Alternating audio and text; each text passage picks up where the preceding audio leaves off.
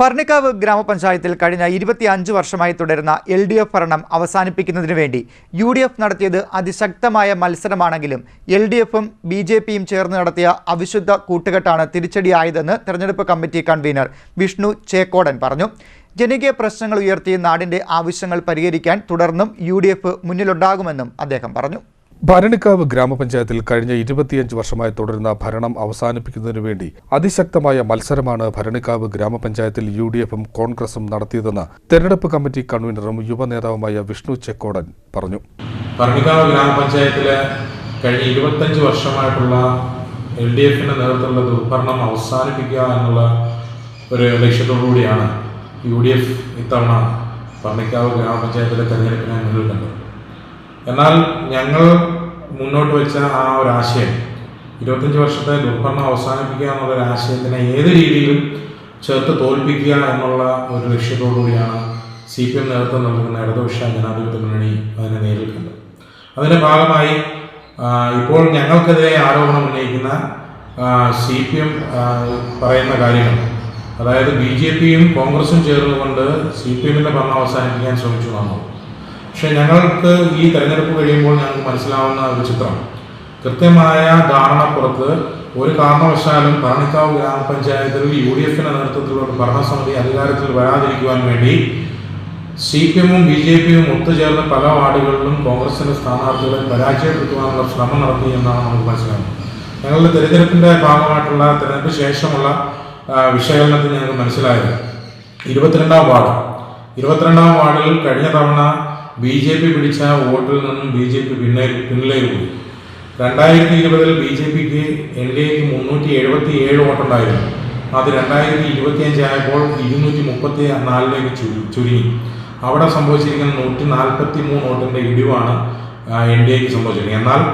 എന്നാൽ 2020 389 വോട്ടുണ്ടായിരുന്ന CPM അവിടെ 553 വോട്ടായിട്ട് വർദ്ധിപ്പിക്കുകയാണ്.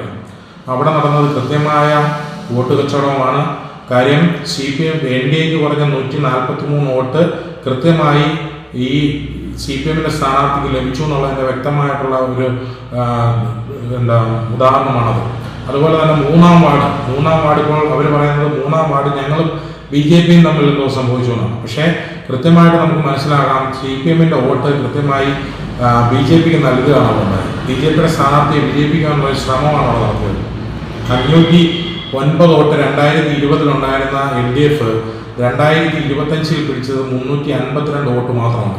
അവിടെ നിന്നും 157 വോട്ട് നേരെ പോയിരിക്കുന്നത് BJP പാളയത്തിലേക്കാണ്. അവിടെ നമ്മൾ 2020 ഞങ്ങൾക്ക് 226 വോട്ടുണ്ടായിരുന്നു.